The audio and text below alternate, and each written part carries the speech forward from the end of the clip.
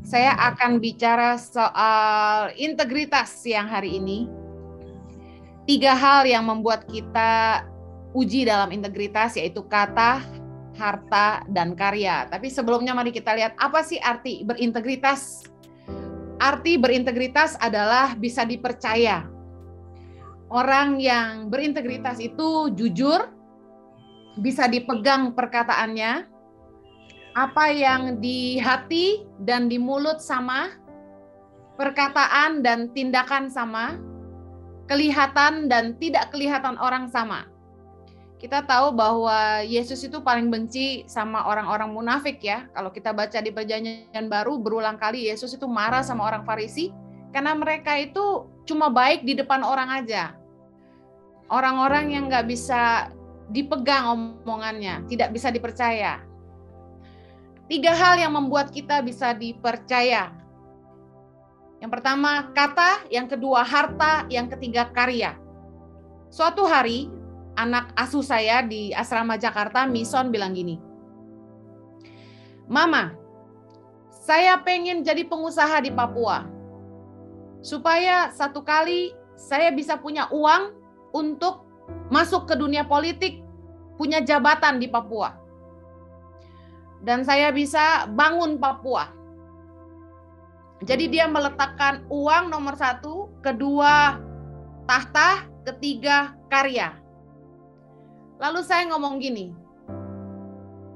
"Mison, Mama bisa buktikan bahwa kamu tidak usah kaya untuk bisa dipercaya.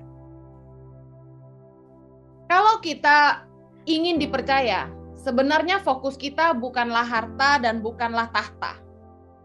Tapi kalau kita ingin mendapat kepercayaan masyarakat, dipercaya dengan kedudukan, omongan kita harus bisa dipegang. Lakukan yang kita katakan. Kalau kita bilang kita mau bantu, kita harus bantu.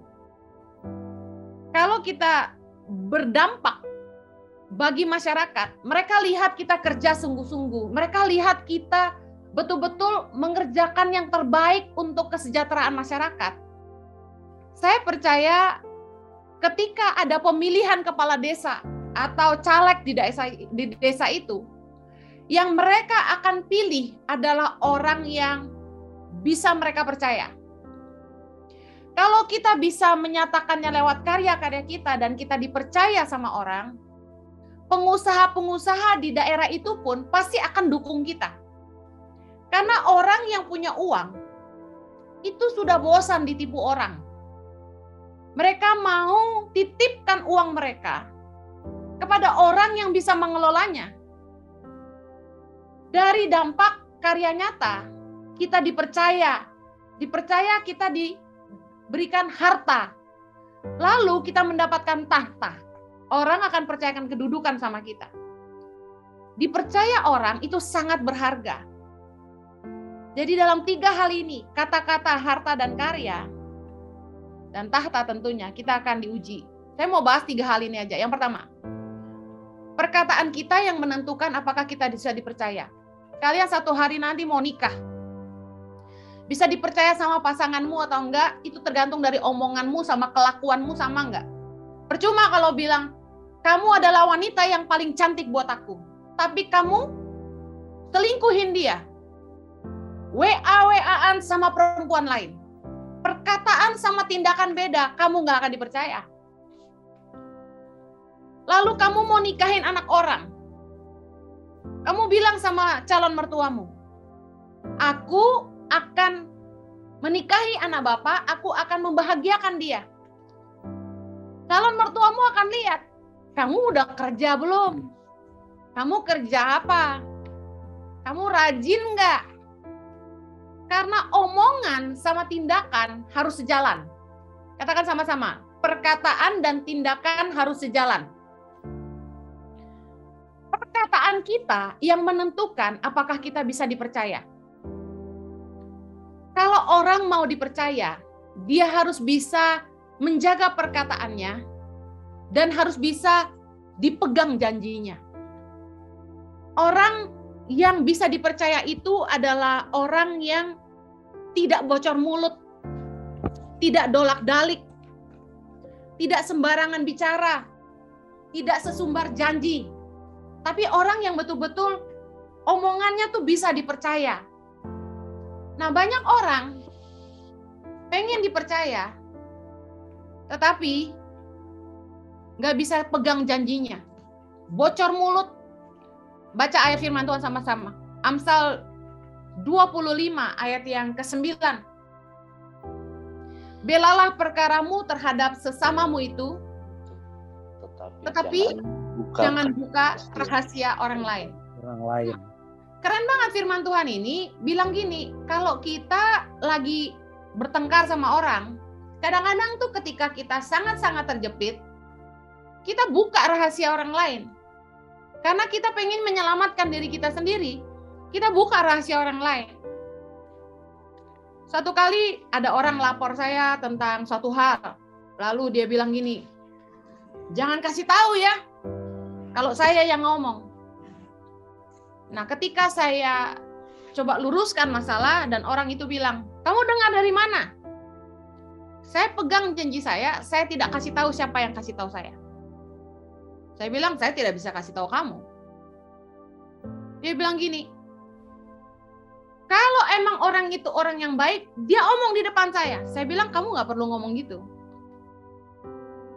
Satu kali saya dengar ada orang yang pinjam uang teman-temannya, hutang sana-sini, merugikan orang-orang di sekelilingnya. Dan saya panggil orang ini dan saya tegur dia baik-baik. Saya bilang, di Yayasan Tangan Pengharapan, saya tidak izinkan kalian saling berhutang. Tidak hanya di yayasan, di Gereja Impact Community Indonesia juga para mentor saya kasih tahu, anak-anak Komsel jangan ada yang saling pinjam-pinjam uang. Kalau punya kesulitan keuangan, lebih baik datang sama kami sebagai pemimpin. Kami akan pertimbangkan, kalau kami bisa bantu, tinggal potong gaji, cicil sama kami. Daripada jadi hama, hutang kanan kiri, merugikan orang-orang baru tidak bisa bayar. Waktu saya tegur baik-baik, orang ini marah. Siapa orang-orang itu? Dia bilang.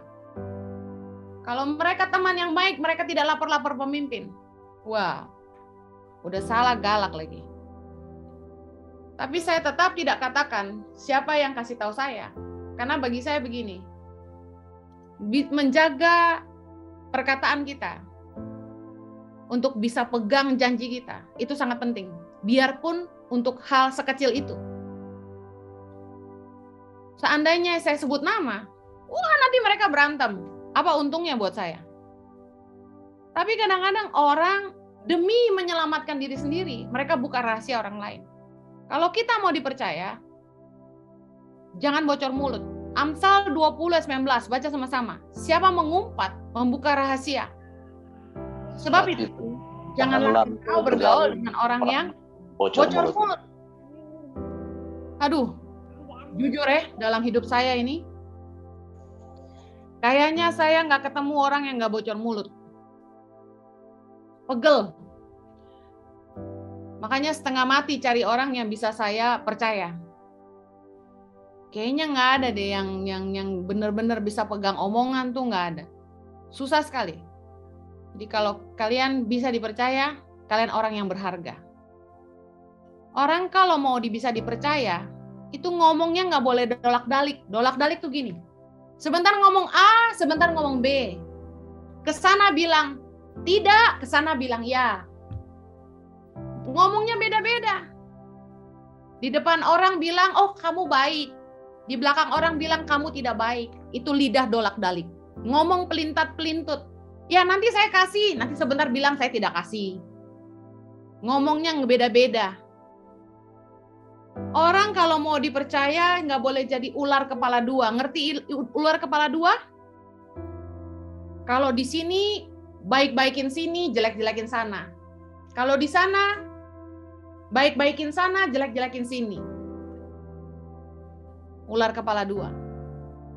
Amsal 4 ayat 24 bilang, buanglah mulut serong daripadamu dan jauhkanlah bibir yang dolak-dalik daripadamu. Dengar baik. Orang yang bisa menahan mulutnya, dia orang yang bisa dipercaya. Orang yang bisa dipercaya tidak sembarangan bicara. Amsal 29 ayat 20, sama-sama. Kau lihat orang yang cepat dengan kata-katanya, harapan lebih banyak bagi orang bebal daripada bagi orang itu. Artinya apa?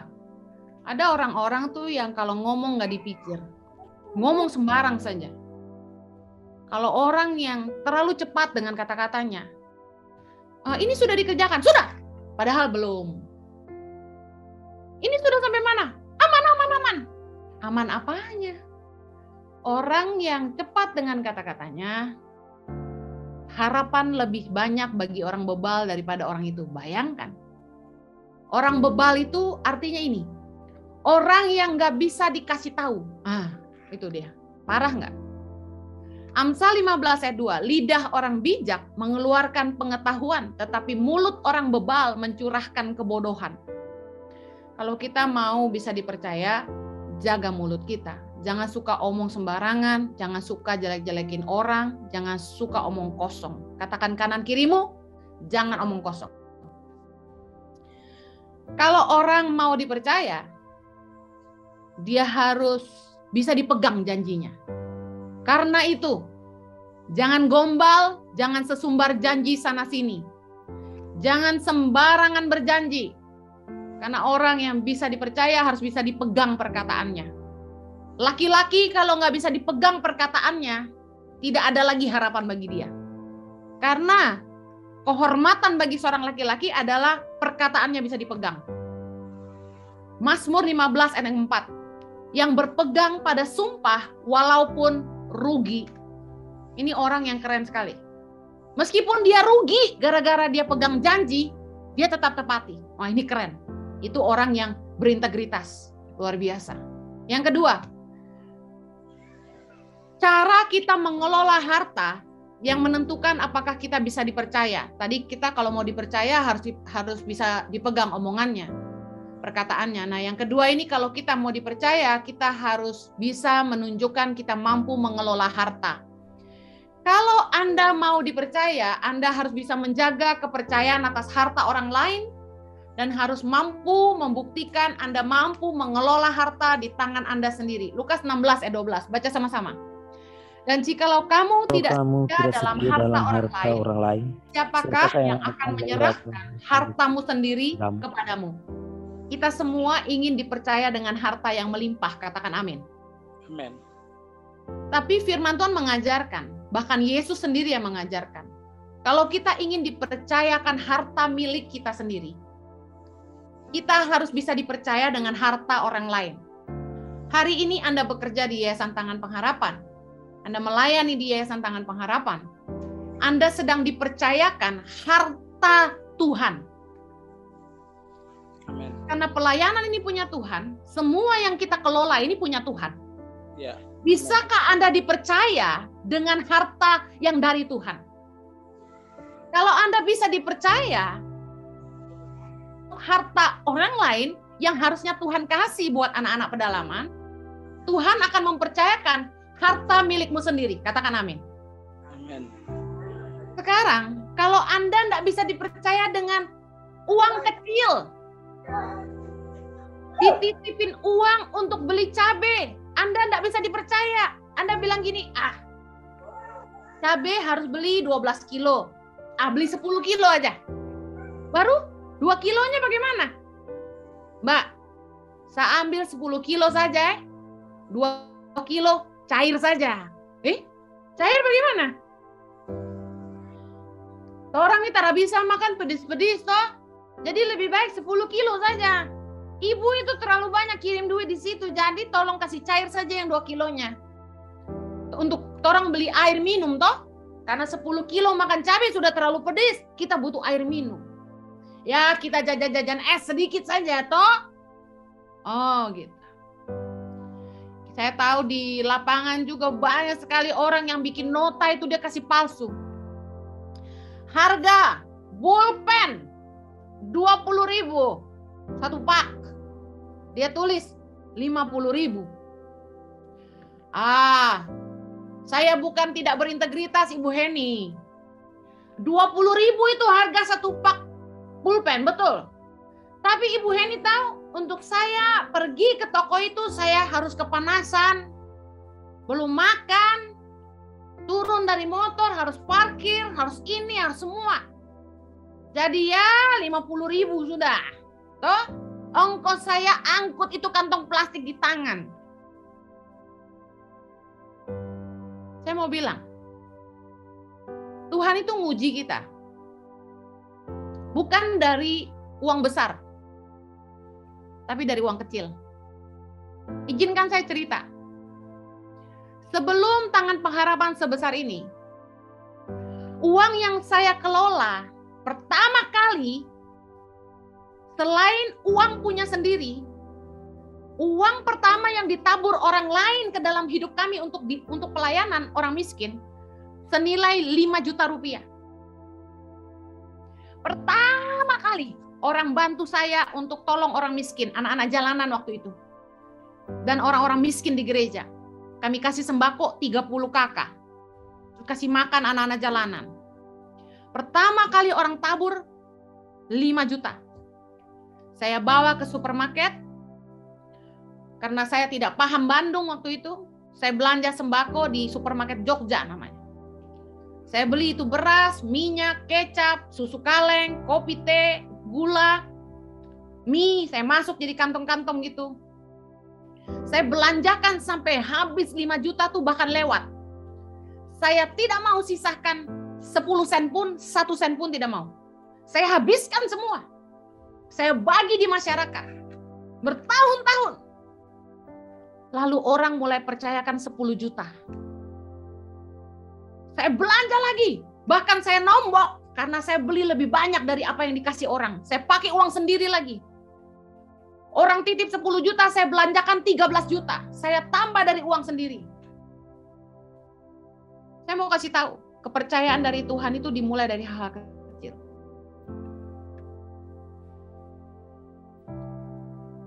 Bagaimana kita bisa dilihat apakah kita bisa dipercaya?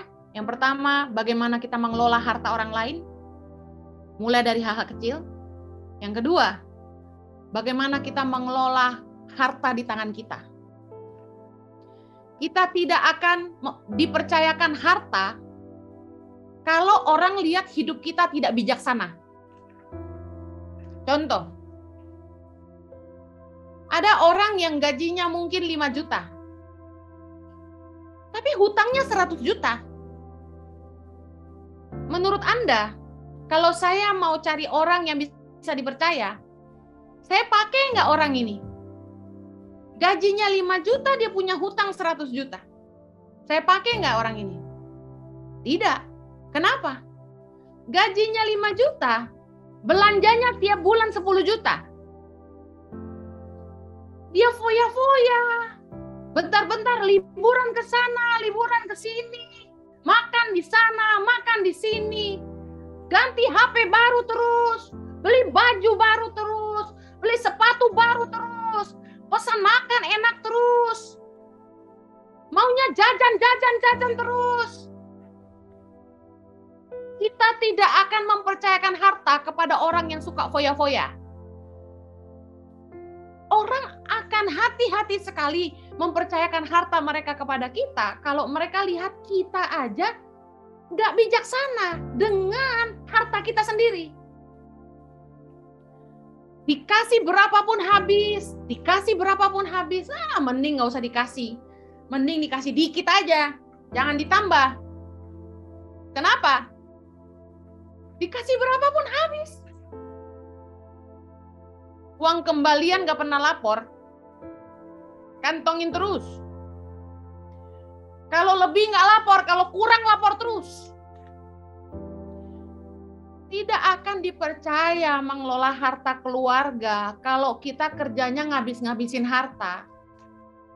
Bayangkan ginilah, kalau Anda punya anak, Anda mau kasih warisan, anakmu 3. Kamu kasih harta warisan itu kepada anak yang mana? Saya mau tanya. Saya yakin Anda kalau sudah mau dipanggil Tuhan, Anda pasti pikir begini. Jangan sampai anak saya susah. 3 orang ini harus saling jaga. Kalau ada yang satu susah, yang lain harus bantu. Otomatis kita akan beri warisan itu, kita percayakan kepada anak yang pandai mengelola dan yang paling sayang adik-adiknya. Sama kayak Tuhan. Tuhan itu mau percayakan hartanya sama kita.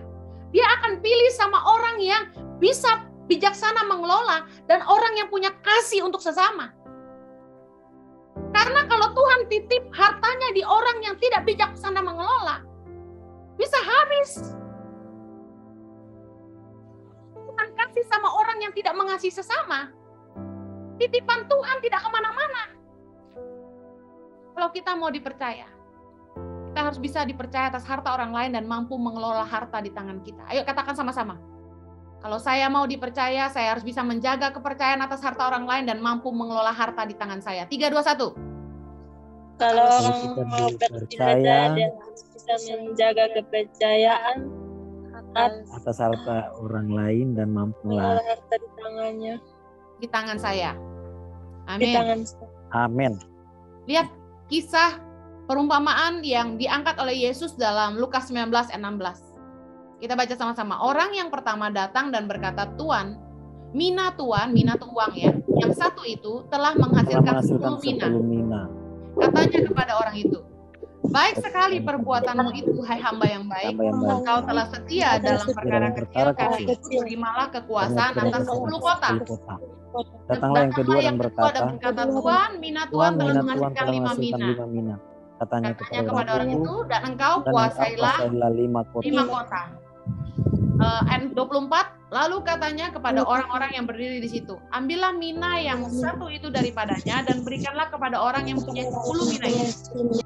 Kata mereka padanya, Tuan, ia sudah mempunyai 10 mina. Jawabnya, aku berkata kepadamu, setiap orang yang mempunyai kepadanya akan diberi, tetapi siapa yang tidak mempunyai daripadanya akan diambil juga apa yang ada padanya. Kalau kita berpikir, Tuhan kenapa yang kaya tambah kaya? Kenapa yang miskin tambah miskin? Saya percaya orang yang bisa mengelola akan dipercaya lebih sama Tuhan. Sehingga yang mempunyai akan diberi kepada orang yang kalau dikasih habis-habisin, foya-foyain, ngerugiin, malah akan diambil daripadanya. Kalau sampai itu terjadi, jangan kita marah kenapa yang kaya tambah kaya, yang miskin tambah miskin. Kepercayaan yang besar, Yesus ajarkan, hanya bisa diberikan kepada orang-orang yang bisa dipercaya dalam hal kecil. Lukas 16 ayat 10. Barang siapa setia dalam perkara-perkara kecil, ia setia juga dalam perkara-perkara besar. Dan barang siapa tidak benar dalam perkara-perkara kecil, ia tidak benar juga dalam perkara-perkara besar. Kita mau lihat orang itu bisa dipercaya dengan perkara besar atau tidak, gampang. Yesus ajarin kita, lihat perkara kecil aja. Contoh, kalau saya mau angkat satu di antara 15 guru pedalaman sebagai pemimpin, adalah saya akan pilih orang yang setia mengerjakan hal-hal yang kecil. Contoh, tidak korupsi uang belanja, laporan baik, mengerjakan tugas-tugas dengan setia. Hal-hal kecil yang kami di kota ini tidak bisa dapat lihat, dia mau bagi dengan kami. Menjadi sebuah momen berharga yang membawa sukacita bagi kami yang bekerja mencarikan dana. Banyak sekali pengalaman-pengalaman yang kelihatannya kecil, sederhana, kurang berarti bagi kalian karena kalian ada di sana dan kalian lihat setiap hari. Tapi bagi kami yang di kota ini yang lelah, begitu kami bisa lihat hal-hal yang kami pinjam mata kalian untuk lihat itu, kami sangat sukacita.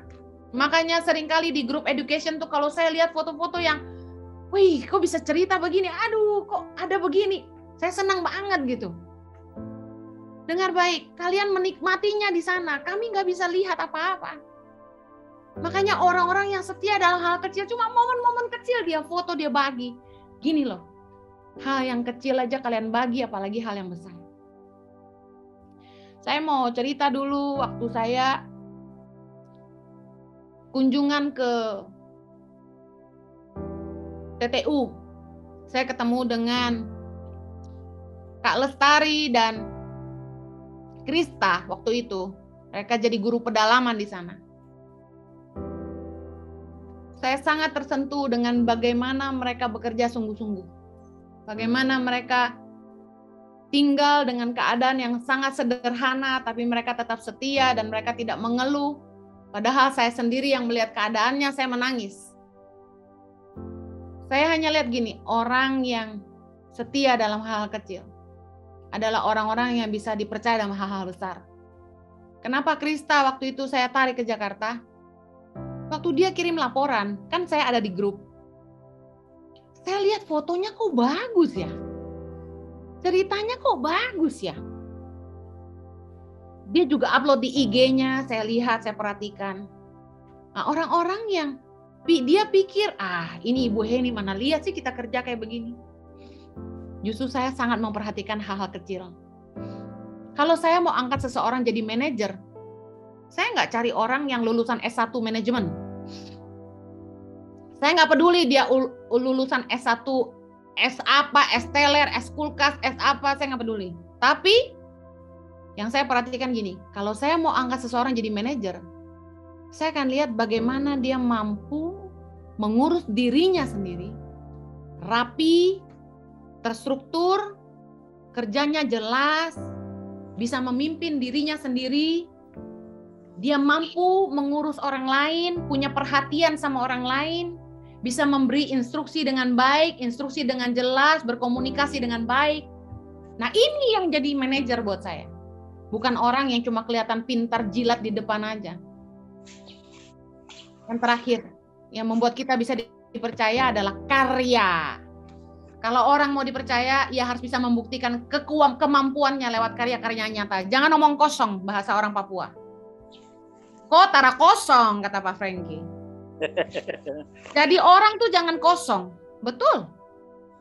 Kalau kita mau jadi orang yang berintegritas, bisa dipercaya, kata dan karya harus sama. Katakan amin.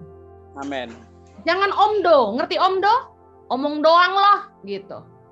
Karya kita yang membuat kita bisa dipercaya. Kadang-kadang orang itu terlalu omong besar-besar tentang dirinya sendiri. Woi, saya mampu, saya paling bisa bikin ini, saya bisa bikin itu, saya bisa begini, saya hebat sekali, saya jagoan ini, saya pintar ini. Saya yang bikin begini. Udah jangan omong kosong. Lebih baik kok Tara banyak omong tapi kok kerja banyak. Baru orang bilang kok Tara kosong. Karya kita yang membuat kita bisa dipercaya, bukan kedudukan kita. Matius 23 ayat pertama. Maka berkatalah Yesus kepada orang banyak dan kepada murid-muridnya, katanya, sama-sama, ahli-ahli Taurat dan orang-orang Farisi telah menduduki kursi Musa. Sebab itu, turutilah dan lakukanlah segala sesuatu yang mereka ajarkan kepadamu, tapi janganlah kamu turuti perbuatan-perbuatan mereka, karena mereka mengajarkannya tetapi tidak melakukannya, omong kosong.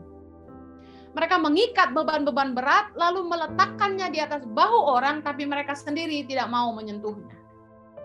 Saya paling jengkel sama orang yang cuma tahu perintah-perintah, tapi tidak mau kerja. Jengkel. Karena sebagai pemimpin yang baik, jangan cuma pintar omong, tapi harus mau kerja. Kita harus bisa memberi teladan buat orang-orang yang kita pimpin. Jangan bosi. Tentu sebagai pemimpin, atasan, kita harus bisa memberikan arahan, pimpinan. Kita bisa kasih tahu orang, perintah, suruh dia kerja ini, kerja itu. Perlu. Tetapi yang paling penting bagi seorang pemimpin adalah begini. Lu jangan omong aja, lu kerja. Apa yang membuat kita kagum sama Pak Jokowi adalah bukan karena dia jadi presiden yang keren. Bukan. Kesederhanaan menjadi warna yang khas bagi dia. Tapi yang kedua, dia kerja keras. Saya rasa dia orang yang paling kurang tidur di Indonesia. Saya rasa dia orang yang paling tidak pernah berhenti berpikir di Indonesia. Dan yang pasti gini, saya percaya rakyat Indonesia itu percaya sama Bapak Jokowi bukan karena dia pintar bikin wacana. Seperti kebanyakan orang-orang yang duduk di singgasana. Cuma pintar berjanji tapi tidak tahu menepati. Kita bisa ajarin anak-anak murid kita dari A sampai Z, tapi dengar baik. Apapun yang kamu katakan, itu yang harus kamu lakukan. Keteladanan kita bicara jauh lebih banyak dari 1.000.000 kata-kata.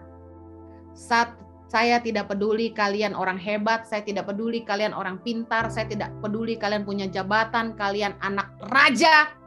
Tapi kalau kamu cuma bisa omong kosong, kamu sama sekali bukan siapa-siapa. Kalau kamu mau dipercaya, kamu harus mau kerja. Saya tutup, saya kagum sama Miss Luisa. Kenapa? Anda tahu dia usianya berapa? Is it okay?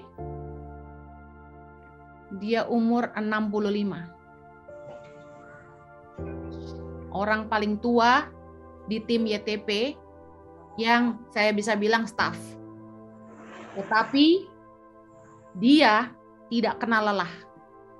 Jadi kalau kalian yang masih umur 20-an, 30-an, dikit-dikit bilang, aduh capek, aduh pinggangku sakit, aduh lelah.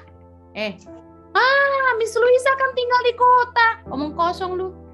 Ini orang tidak mau saya tahan di Jakarta. Marah-marah, tidak betah. Dia maunya di pedalaman. Berapa tahun dia tinggal di TTS? Dia kerja, pikul air. Dia bisa perintah-perintah orang, tapi dia kerja. Ada Verti saksi. Orang ini kerja keras. Memang dia disiplin, agak cerewet sedikit, suka marah, suka tegur, tapi saya kasih tahu. Apa yang dia omong, dia buat. Siapa berani bilang orang ini tidak buat yang dia suruh? Angkat tangan. Banyak orang tidak suka dia. Kenapa? Karena dia berintegritas. Dia orang jujur. Kalau salah, dia bilang salah. Kenapa saya angkat dia jadi pemimpin, pengawas untuk semua fasilitas pendidikan Tangan Pengharapan di seluruh Indonesia. Makanya dia keliling Indonesia mengawasi semua program pembangunan. Karena saya tahu dengan setiap detik nafas saya, orang ini bisa dipercaya. Tiap kali dia bilang begini, saya mau buat begini-begini, bagaimana Ibu Heni? Ada masalah begini-begini, saya harus bagaimana? Saya cuma bilang gini, lakukan yang kamu pikir baik untuk dilakukan. Putuskan yang menurut kamu bisa diputuskan. Belum pernah saya serahkan keputusan secara bulat kepada orang selain kepada Miss Luisa. Saya nggak ikut campur. Saya kasih pandangan, lalu saya bilang ini, kamu putuskan aja. Kenapa? Karena saya yakin dia sangat berintegritas, dan ketika dia putuskan sesuatu, dia putuskan bukan untuk kepentingan dia putuskan untuk kepentingan Tangan Pengharapan dalam menolong banyak anak-anak. Saya puji ini bukan untuk cari muka siapa-siapa, tapi saya mau kasih tahu. Orang ini pakai uangnya untuk bangun gereja di TTS. Ya, teman-teman di TTS bisa lihat sendiri. Dia pakai gajinya untuk bantu anak-anak yang tidak bisa bayar uang sekolah. Ada sekitar 11 juta rupiah satu kali dia keluarkan dari tabungannya. Karena anak-anak itu nggak bisa ikut ujian yang katanya sekolah negeri nggak bayar apa-apa.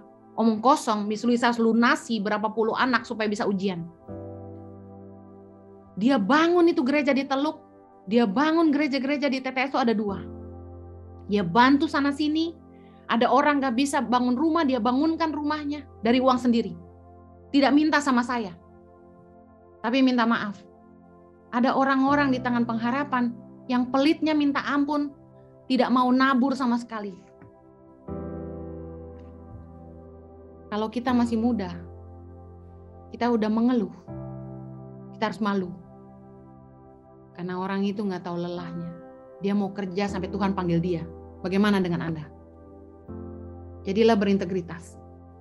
Kalau Anda mau dipercaya sama Tuhan, jadilah orang yang bisa dipercaya sama manusia. Tuhan memberkati.